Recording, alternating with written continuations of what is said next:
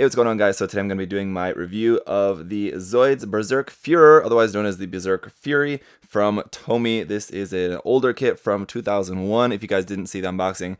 This is basically what Tomy was making as a company long before we now have the kind of much more advanced kits with the Kotobukiya HMM series kits. But while these kits are much simpler and not as intricate and not as detailed, of course, and not as finely articulated as the Kotobukiya kits, one gimmick, like kind of the main gimmick of these kits, is that they're motorized as well. So they do also have some action in them. So this one has two different actions. What I thought in the unboxing was just two speeds, but it actually has just a walking movement that it goes through, but then it also has a firing kind of thing that I'll show you, where it like opens up the vents on its neck and tail and opens up the mouth to have it like firing its main cannon there. So we'll take a look around the kit here first.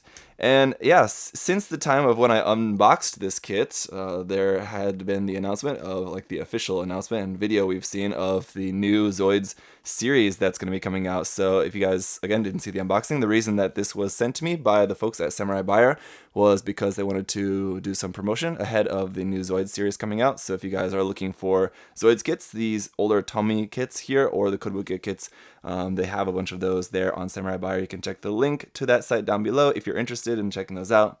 And I gotta say, this kit was definitely an experience. I've never built anything quite like this, so that's always interesting. That always makes it fun. There's definitely going to be a lot of work to go into it to, I think, really make it to be kind of up to my standards of what I would want out of the kit. There's a few seam lines, and those are kind of going to be probably the hardest bits to fix. It's the plastic's kind of weird. It feels similar to like building a bootleg kit almost, just because it's kind of the older plastic. I'm not sure exactly, although I'd be pretty positive that it's polystyrene, but it's definitely kind of an aged feeling to it. So ultimately, what I think the draw of these older Tomy Zoids kits is probably going to be is just their nostalgia appeal. I think for people who are big fans of the series and kind of big fans of this kind of toy model kit, then I think those are the people who are going to want to look into this. If you're just a fan of just like model building and you're used to building like Gunpla models and even the Kotobukiya HMM series kits, you might find this kit to be kind of just disappointing, again, unless you're just into it like for the nostalgia feel of it. Honestly, at the end of the day, what it really feels like you're left with is a toy that you built yourself, more so than an actual model kit is kind of how I feel. So another thing, as you'll see here, is that I have stuck a bunch of these stickers on here. They don't actually look too bad on the lighter color parts. On the darker color parts, which there are a few of the stickers on there, they don't look quite as good.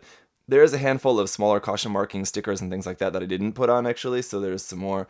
And other than that, everything that you see here is what you get with the kit, so there's nothing really too much else to it, but there are a few things built in that are pretty cool. So of course it is, as I said, motorized, so I want to go over some of the articulation, but the leg is obviously just going to be motorized there. The arms are also not really going to have too much articulation here, just because of that, but you can open the fingers a little bit. The three little fingers on there, you can open those a little bit there. The head and neck is motorized, so I can't really do anything with that, but you can open this up. We have a couple clear orange pieces there for the eyes, which when the head is closed, they can't really catch any light, so you can't really see them too well. But inside there is a seated pilot figure, and this little kind of console thing, I guess, which you can like lift up to pull the pilot out of there if you want, and then a seam line right on his snoot there, so that will be fun. Overall, I think the outer look of this armor looks quite good, and like all the angles, everything, it's pretty cool. This is kind of one of the reasons why this particular design is more appealing to me than other Tyrannosaur type Zoids from the different series.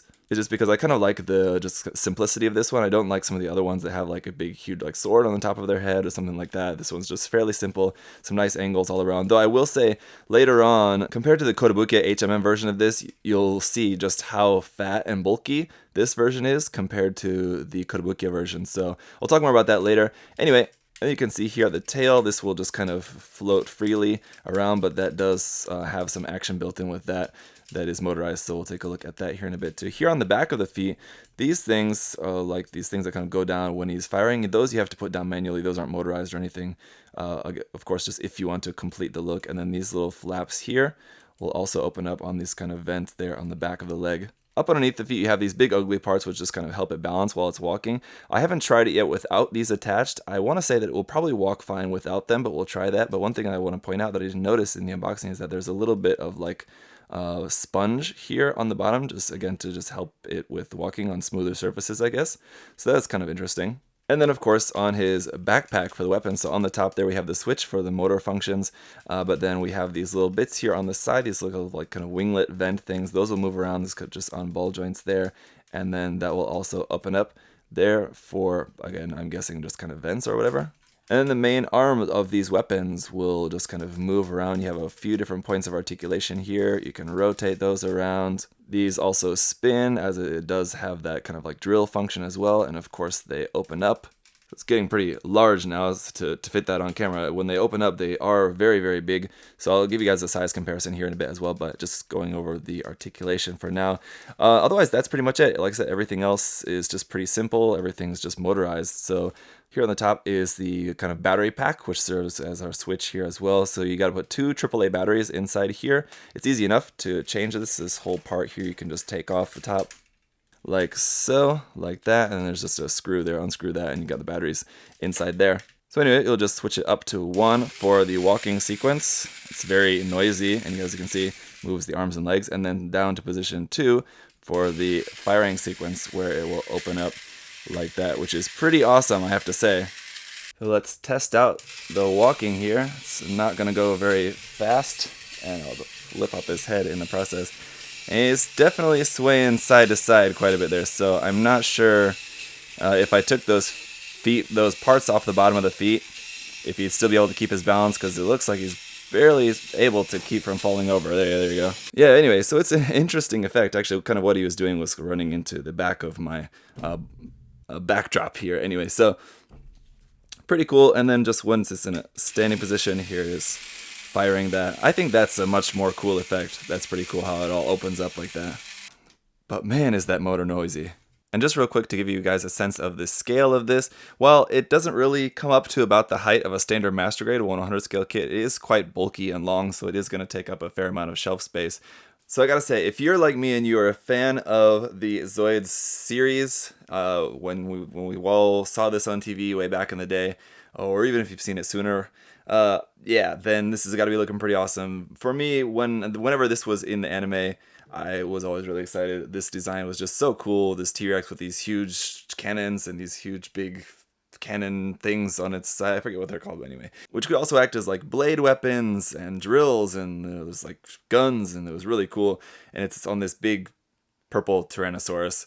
That was always really cool for me. So I have to say, this does look really cool. I like it quite a lot. But as I mentioned before, I'm also interested in comparing this with the Kotobukiya HMM kits. So what I'm planning to do is sometime in the future, I'll try to do that sooner than later for you guys, is get that kit and then do a comparison for you, comparing the two of them. And after that review, probably what I'm going to end up doing is keeping the Kotobukiya kit and then giving this one away to one of you guys, because while I like it and it's cool and like I said, it's good for like nostalgia, I think there's probably some of you guys out there who would prefer to have this. For me, I kind of much prefer like the actual model building process and like painting and all of that. I think this one, while you could go through all that process with this, I kind of can't really be bothered. I would rather just work on the Kotobukiya kit. Well, this one I think makes a good toy or just like display piece. If again you're just in for the nostalgia of the series, then I think this one is a pretty cool kit.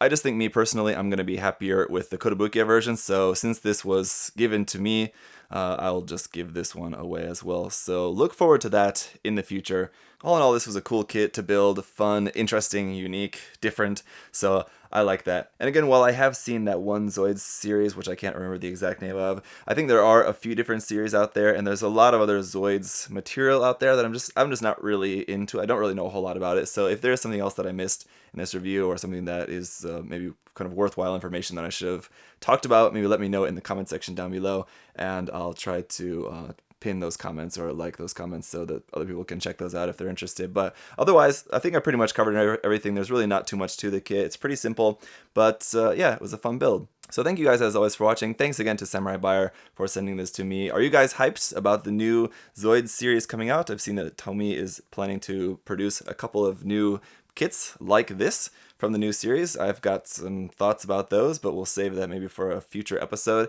So yeah, so that's it for this video, guys. I'll see you next time. Thanks for watching. Bye. Thanks for watching.